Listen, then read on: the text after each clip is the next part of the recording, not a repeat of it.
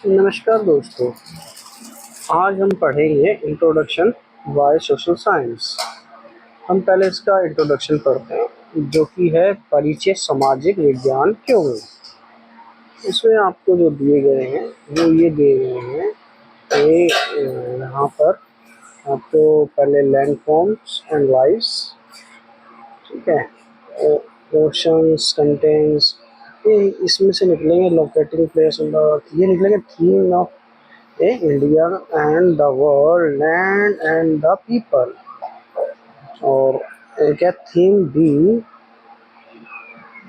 टेप्स्ट्राई of the past, इसमें timeline and source of history, India that is Bharat, the beginning of civilisation. फिर है ये theme E है economic life around us, the value of work, economy activities around us.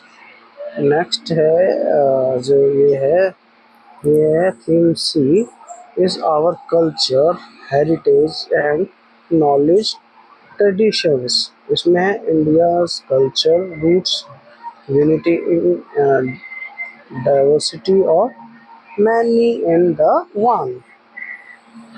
Next है theme D governance and democracy, इसमें आपको बताया जाएगा family and community governance, local government in rural areas, local government in urban areas. ठीक है, ये अब आप समझ गए होंगे। अगर आप चाहें तो मैं आपको एक बार हिंदी में बता सकता हूँ कि ये क्या क्या हैं, तो मैं आपको बता देता हूँ।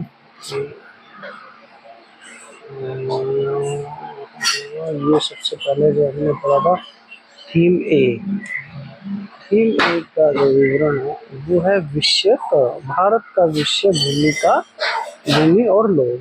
ठीक है, इसमें जो है भूमि और लोग में है भूमि, आकृति और जीवन। ठीक है, नेक्स्ट है महासागर महाद्वीप, पृथ्वी पर स्थानों का पता लगाना। ठीक, नेक्स्ट है थीम बी, थीम बी में कहते हैं ये अतीत की टेप्स्ट्री। ठीक है, तो पहला क्या है इतिहास की समय रेखा और स्रोत। सेकंड क्या है India that is Bharat. Next क्या है भारतीय सभ्यता की शुरुआत। फिर नेक्स्ट में थीम सी में क्या कहता है, थीम सी में जो ये बताता है ये है सांस्कृतिक विरासत और ज्ञान परंपराएं। नेक्स्ट में इसमें उल्लेख करेंगे भारत की संस्कृति जड़ें, अनेकता में एकता या एक में अनेक। नेक्स्ट थीम जो है वो है आपकी शासन और लोकतंत्र। शासन और लोकतंत्र में क्या क्या है, इसमें है परिवार और समुदाय शासन, ग्रामीण क्षेत्रों में स्थानीय सरकार, शहरी क्षेत्रों में स्थानीय सरकार। फिर हम थीम ई पे आते हैं। थीम ई में क्या दे रखा है, थीम ई में दे रखा है आसपास का अर्थ जीवन, काम का मूल्य, हमारे आसपास आर्थिक गतिविधियाँ। आई होप आप समझ गए होंगे इसको। अब हम नेक्स्ट पेज की तरफ चलते हैं। नेक्स्ट पेज में जो ये कहते हैं उसकी तरफ चलते हैं। नेक्स्ट पेज में कुछ क्वेश्चंस पूछ रहे हैं। इसमें पूछ रहे हैं कि observe the picture about and what do you notice.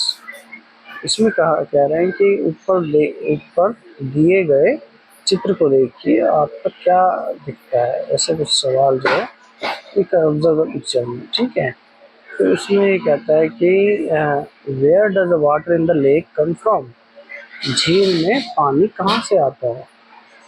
ठीक, फिर इसमें नेक्स्ट पूछता है ये कि who made the road and why, सड़क किसने और क्यों बनाई। तो नेक्स्ट कहता है ये what What could be the activities of people living in the small house? छोटे से घर में रहने वाले लोगों की गतिविधियाँ क्या होंगी? What could be their history, their future? इनका इतिहास क्या होगा, इनका भविष्य क्या होगा? नेक्स्ट कहता है write down your answer and discuss them with your classmates. अपने उत्तर लिखें और अपने सहपाठियों के साथ उन पर चर्चा करें। नेक्स्ट कहता है now looking at the picture on the facing page what questions come to your mind, write them down. अपने उत्तर लिखें और अपने सहपाठियों के साथ उन पर चर्चा करें। ठीक, ये नेक्स्ट है now now looking at the picture ना, इसमें कहता है अब सामने वाले पृष्ठ पर दिए गए चित्र को देखकर आपके मन में क्या प्रश्न आते हैं उन्हें लिखिए। ठीक, नेक्स्ट क्वेश्चन करता है ये how do you propose to find answer to the question related to these two images. इसमें कहता है आप इन दो छवियों से संबंधित प्रश्नों के उत्तर कैसे ढूंढेंगे। बिल्कुल सही है। फिर हम इसमें डिस्कस करते हैं how are our questions about relevant to social science. We live in the 21st century. If you do not know what this picture figure really means, you will soon learn about it. Everyone agrees that it is a particularly challenging time for humanity. इसमें ये कहता है कि हमारे उपरोक्त प्रश्न सामाजिक विज्ञान के लिए किस प्रकार प्रासंगिक हैं। हम 21वीं सदी में जी रहे हैं। अगर आपको नहीं पता कि इस संख्या का असल में क्या मतलब है तो आप जल्द ही इसके बारे में जान जाएंगे।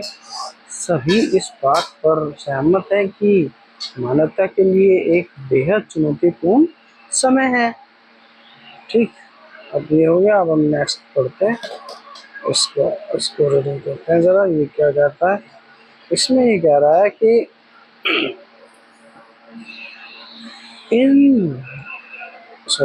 the one hand there is rapid progress in technology which is changing our lives in many ways.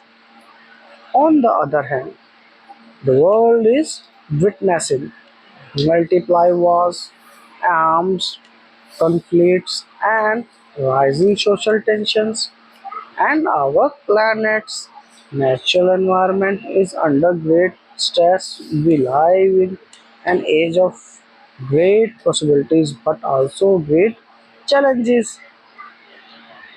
इसमें ही कहना चाह रहा है एक और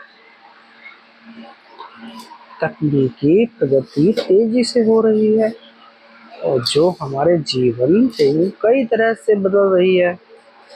दूसरी ओर दुनिया कई युद्धों, दंगों, सशस्त्र संघर्षों और बढ़ते सामाजिक तनावों का सामना कर रही है और हमारे ग्रह का प्राकृतिक पर्यावरण भारी तनाव में है। हम अपार संभावनाओं के साथ साथ अपार चुनौतियों के युग में जी रहे हैं। ठीक है, नेक्स्ट पढ़ते हैं हम। The world over, more and more people wonder how do we solve the problems facing humanity?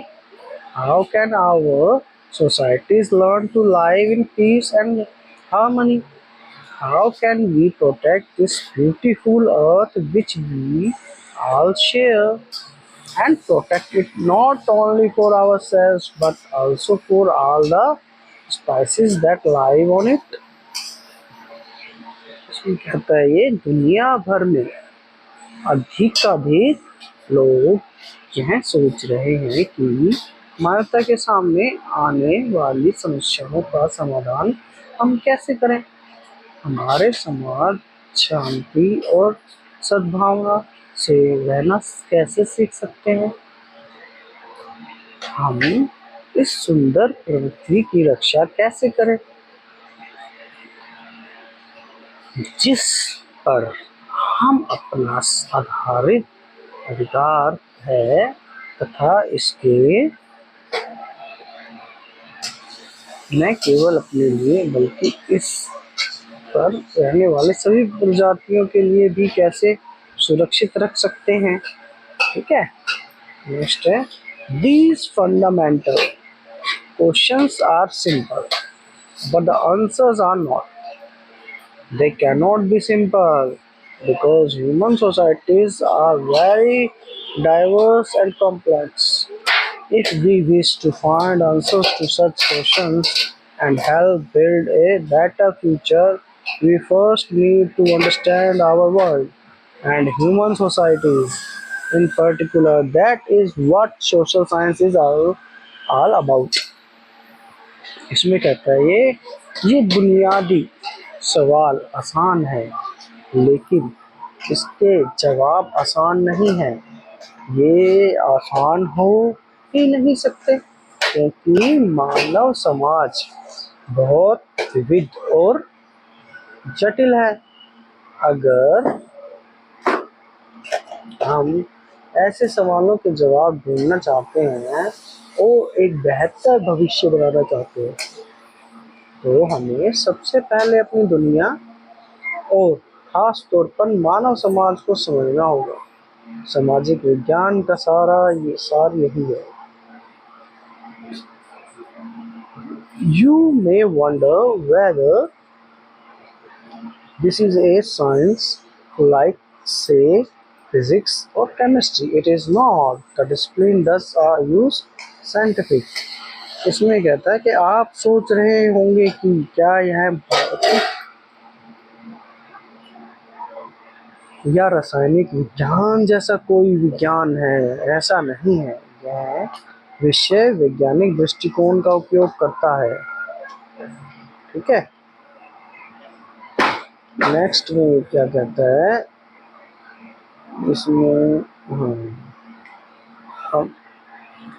इसमें हम जानेंगे कि क्या कहना चाह रहा है। ठीक है,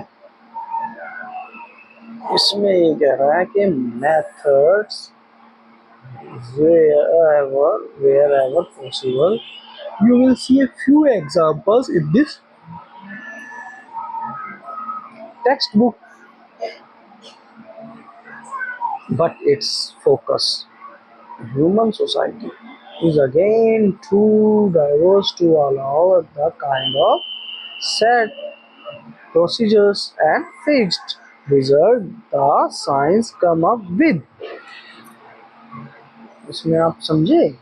नहीं समझे? मैं समझाता हूँ आपको। इसमें कहता है जहाँ तक संभव है तरीकों का उपयोग किया जाना चाहिए। आप इस पाठ्य पुस्तक में कुछ उदाहरण देंगे लेकिन इसका फोकस मानव समाज पुनः इतना विविधतापूर्ण है कि इसमें विज्ञान द्वारा निर्धारित प्रक्रियाओं और निश्चित परिणामों को शामिल नहीं किया जा सकता। ठीक है, फिर ये कहता है कि सोशल साइंस हैज मैनी सब disciplines, geography, history, political science, economics, sociology, anthropology, archaeology, physiology, and a few more. You need not feel intimidated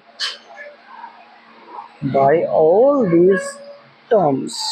While you will study some of these sub-disciplines in the secondary stage, in the middle stage, we have avoided this classification. Instead, we have opted for 5 core themes. Let us brief look at them. इसको समझते हैं इसमें ये क्या कहना चाह रहा है। इसमें ये कहना चाह रहा है कि सामाजिक विज्ञान के कई विषय हैं, भूगोल, इतिहास, राजनीति, राजनीति विज्ञान, अर्थशास्त्र, सामाजिक शास्त्र, मानव विज्ञान, पुरातत्व, मनोविज्ञान और कुछ अन्य। आपको इन सभी शब्दों से घबराने की जरूरत नहीं है। हालांकि आप माध्यमिक स्तर पर इनमें से कुछ उपविषयों का अध्ययन करेंगे, लेकिन मध्य स्तर पर हमने इस वर्गीकरण को छोड़ दिया है। इसके बजाय हमने 5 व्यापक विषयों को चुना है। आइए संक्षेप में उन पर नजर डालते हैं। ठीक, विषय क्या है?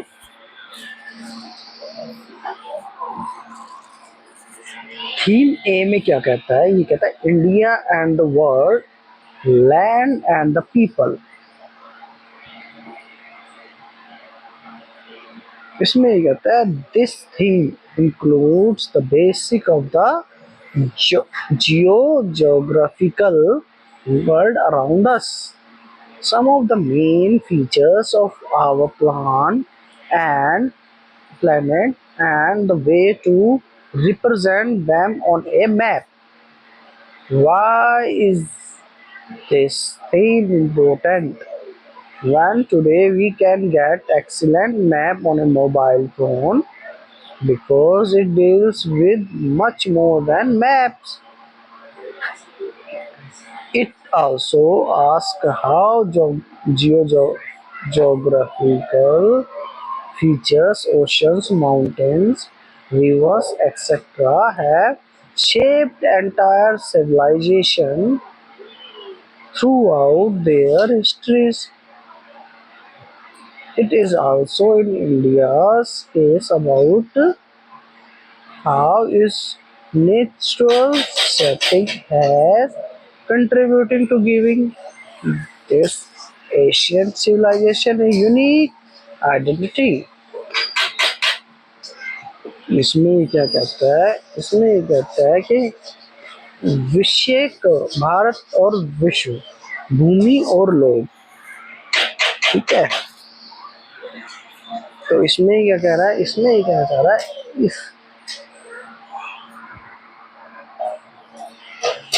इस पहले विषय में हमारे आसपास की भौगोलिक दुनिया की बुनियादी बातें शामिल हैं, हमारे ग्रह की कुछ मुख्य विशेषताएं और उन्हें मानचित्र पर दर्शाने का तरीका। यह विषय इतना महत्वपूर्ण क्यों है, जबकि आज हम मोबाइल फोन पर बेहतरीन मानचित्र प्राप्त कर सकते हैं? क्योंकि यह नक्शों से कहीं ज्यादा के बारे में है। यह भी बताता है कि हमारे महासागर, पहाड़ों, नदियों आदि जैसी भौगोलिक विशेषताओं ने अपने इतिहास में संपूर्ण संभवताओं को कैसे आकार दिया है। भारत के मामले में यह इस बारे में भी है कि कैसे इसकी प्राकृतिक परिस्थितियों ने इस प्राचीन सभ्यताओं को एक विशिष्ट पहचान देने में योगदान दिया है। ठीक है, अब नेक्स्ट हम पढ़ते हैं कि थीम बी। हम नेक्स्ट पढ़ते हैं theme B.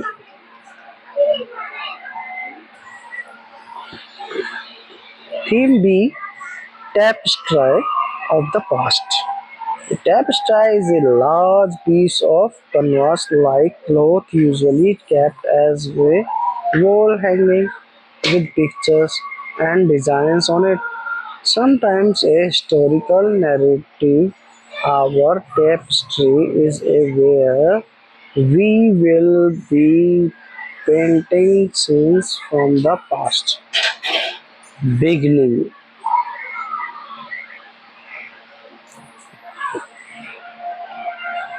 Beginning with India's past. But why should we be at all concerned with the past? Because it is the key to understanding the present and chapter in this theme will often make this connection clear. The past is a major source for our identities. It helps us understanding who we are and where we come from. ठीक है, इसमें ये क्या कहना चाह रहा है, इसमें ये क्या कहता है कि अतीत की टैपेस्ट्री, टैपेस्ट्री कैनवास जैसे कपड़े का एक बड़ा टुकड़ा होता है जिसे आमतौर पर दीवार पर टांगने के लिए रखा जाता है, जिस पर चित्र और डिजाइन होते हैं। कभी कभी एक ऐतिहासिक कथा भी हमारी टैपेस्ट्री में है, जहां हम अतीत के दृश्यों को चित्रित करेंगे। इसकी शुरुआत भारत के अतीत से होगी, लेकिन हमें अतीत की चिंता क्यों करनी चाहिए? क्योंकि यह हमारा वर्तमान को समझने की कुंजी है। और इस विषय के अध्याय अक्सर इस संबंध को स्पष्ट करेंगे। अतीत हमारी पहचान का एक प्रमुख स्रोत है, जो हमें यह समझने में मदद करता है कि हम कौन हैं और हम कहां से आए हैं। ठीक है, अब हम पढ़ेंगे नेक्स्ट। क्या कहना चाह रहा है ये, नेक्स्ट को पढ़ते हैं। इसमें ये कहना चाह रहा है, the past is still with us, in other words, and since history is unfortunately not all about happy developments, it is useful to understand where people, governments, or rulers went wrong and why. Only then can we hope to avoid repeating those errors. इसमें ये क्या कहता है, इसमें समझिए बात को, शब्दों को समझिए। इसमें कहता है, दूसरे शब्दों में अतीत अभी भी हमारे साथ है, और चूंकि इतिहास दुर्भाग्य से केवल सुख घटनाओं का ही वर्णन नहीं करता, इसलिए यह समझाना जरूरी है कि लोगों, सरकारों या शासकों से कहा और क्यों गलतियां हुई। तभी हम उन गलतियों को दोहराने से बच सकते हैं। ठीक है, अब हम पढ़ेंगे थीम सी के बारे में। थीम सी में क्या कहते हैं? थीम सी में बताते हैं, our cultural heritage and knowledge traditions. It has often been said that India has a rich and ancient culture. True, but what are its main characteristics? It guiding principles. How has it manifested itself in India's history, and how can it help us to deal with issues of our times? These are some of the questions that this theme is exploring, with the objective that every student should understand some of the cultural foundations of our civilization and learn to participate their value. इसमें ये क्या कहता है, theme में, इसमें theme बता रहा है कि हमारी संस्कृति, विरासत और ज्ञान परंपराएं।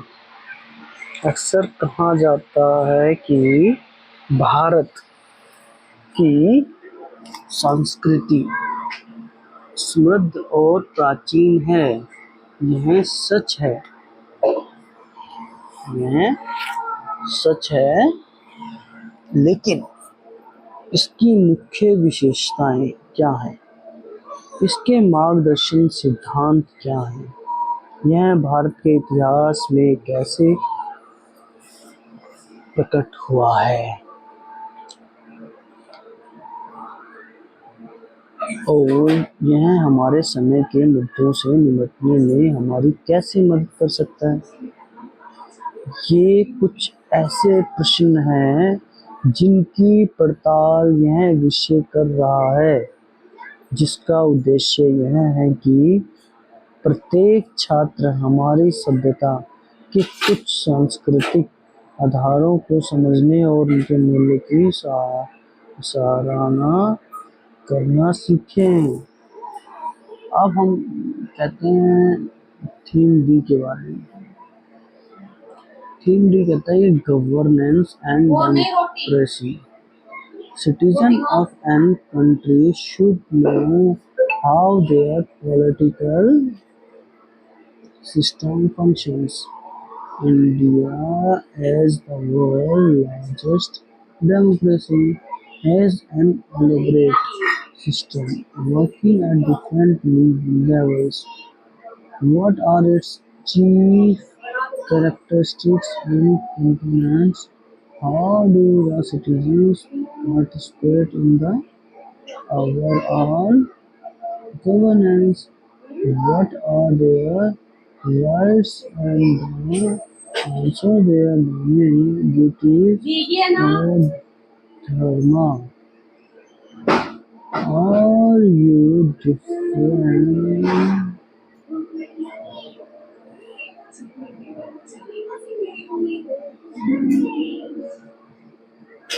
What are their rights and also their duties?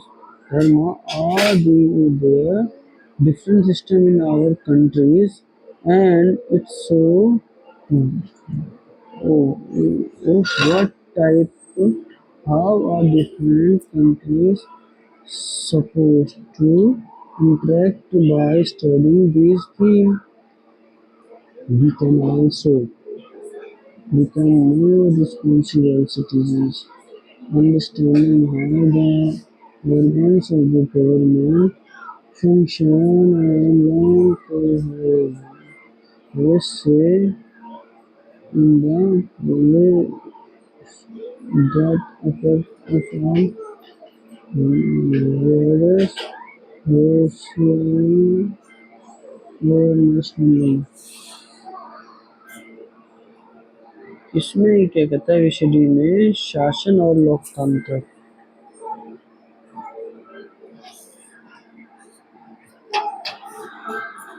किसी किसी भी देश के नागरिकों को यह जानना चाहिए कि राजनीतिक व्यवस्था कैसे काम करती है। दुनिया के सबसे बड़े लोकतंत्र के रूप में भारत में विभिन्न स्तरों पर काम करने वाली एक विस्तृत व्यवस्था है। इसकी मुख्य विशेषताएं और घटक क्या हैं? नागरिक समर्थ शासन में कैसे भाग लेते हैं?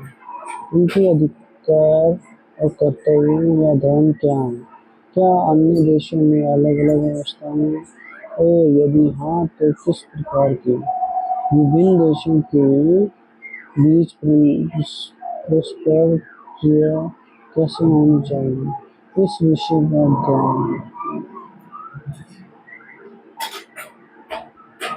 अध्ययन करके हम अधिक जिम्मेदार नागरिक बन सकते हैं। समझ तो सकते हैं कि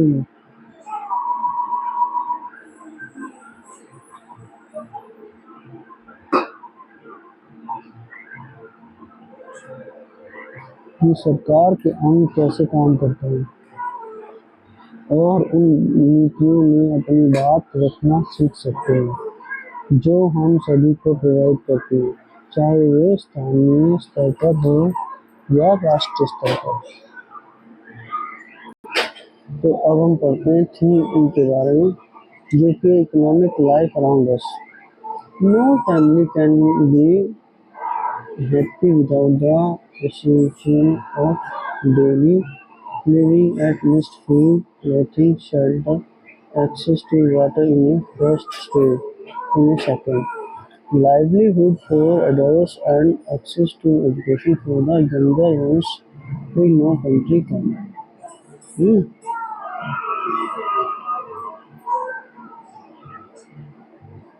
ठीक है।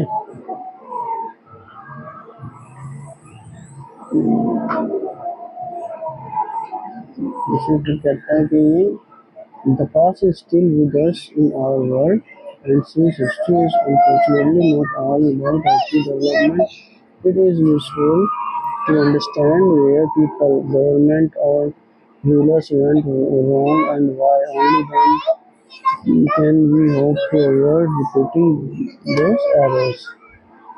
ठीक है, ये सब कहता है इसमें।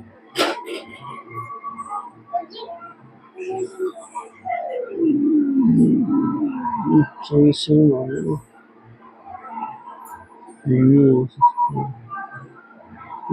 this is the 16 development harmonizes without a sound economic, but how does an economy work, especially in a huge country like India? What exactly is money? Where does it come from? How can it be increased? What economic activities can people engage themselves in? How are natural and human resources best managed? This theme will lay down some of the important concepts and practices that will enable us to answer these questions. ठीक है, इसमें कहता है इथी में हमारे आसपास का आर्थिक जीवन। कोई भी परिवार रोजमर्रा की जरूरतों के बिना खुश नहीं रह सकता, जैसे कि पहले चरण में भोजन, कपड़ा, मकान, पानी उपलब्धता। दूसरे चरण में वयस्कों के लिए आजीविका और छोटे बच्चों के लिए शिक्षा की उपलब्धता। इस तरह कोई भी देश की खुश नहीं रह सकता। नेक्स्ट क्या है, नेक्स्ट है कि एक एक समृद्ध सुदृढ़ अर्थव्यवस्था के बिना समाज संकीर्ण विकास जैसे संभव है। लेकिन एक अर्थव्यवस्था, खासकर भारत जैसे विशाल देश में, कैसे काम करती है, धन वास्तव में क्या है, यह कहाँ से आता है, इसे कैसे बढ़ाया जा सकता है, लोग किन आर्थिक गतिविधियों में संलग्न हो सकते हैं, प्राकृतिक और मानव संसाधनों का सर्वोत्तम प्रबंधन कैसे किया जा सकता है। यह विषय कुछ महत्वपूर्ण उदाहरणों और प्रथाओं को रेखांकित करेंगे जो हमें इन प्रश्नों के उत्तर देने में सक्षम बनाएंगे। ठीक है, you will notice that there are many questions in the preceding paragraphs. This is as it should be. Social science is also about the art of asking the right questions. Only then can we start looking for the right answers. This also explains the presence of big questions at the start of each chapter in this book. इसमें ये कहना चाह रहा है कि आप देखेंगे पिछले पैराग्राफ में कई प्रश्न हैं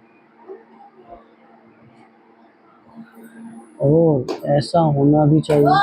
विज्ञान भी सही प्रश्न पूछने की कला के बारे में है, तभी हम अपनी सही उत्तर की तलाश शुरू कर सकते हैं। यही इस पुस्तक के प्रत्येक अध्याय के शुरुआत में बड़े प्रश्नों की उपस्थिति की भी व्याख्या करता है। You may also be intrigued to find a game of chess and some ancient Tamil poetry in chapters that apparently deal with geography. A discussion on the use of the sari in a chapter on cultural heritage, the concept of seva and the mention of festivals in chapters focusing on economics. This is deliberate. We believe in bringing elements from diverse fields together. You will learn later that this is called multidisciplinary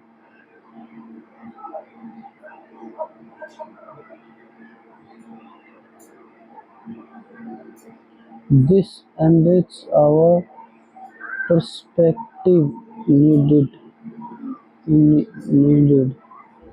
Life constantly mix numerous elements together, so why should we not?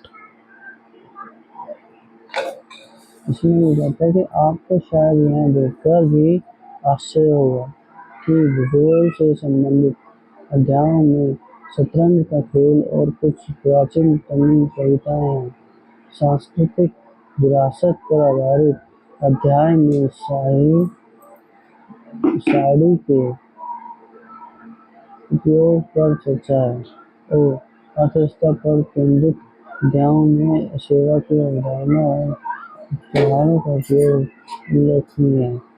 यह जानबूझकर किया गया है। हम विविध क्षेत्रों के घटनाओं को एक बार नहीं लाना चाहते।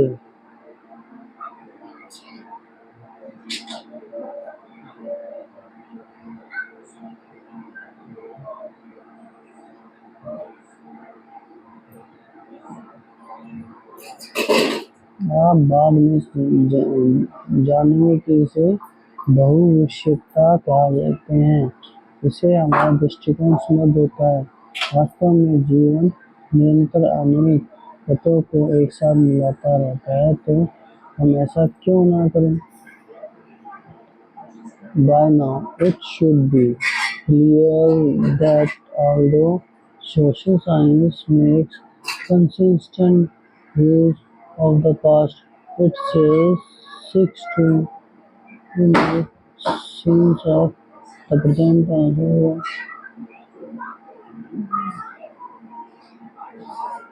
as to help us prepare a better future. It is an exploration and an adventure. इसलिए कहता है अब तक यह स्पष्ट हो जाना चाहिए कि यद्यपि सामाजिक विज्ञान अतीत का निरंतर उपयोग करता है, तो यह वर्तमान संसाधनों का उपयोग करता है ताकि हमें एक बेहतर भविष्य की तैयारी में मदद मिल सके। यह एक अन्वेषण और एक साहसिक कार्य है। समझिए आप। फिर उसके बाद आएगा नेक्स्ट वोटिंग इन इंडिया। ये पूरा जो इंट्रोडक्शन समझा दिया है मैंने, ठीक है।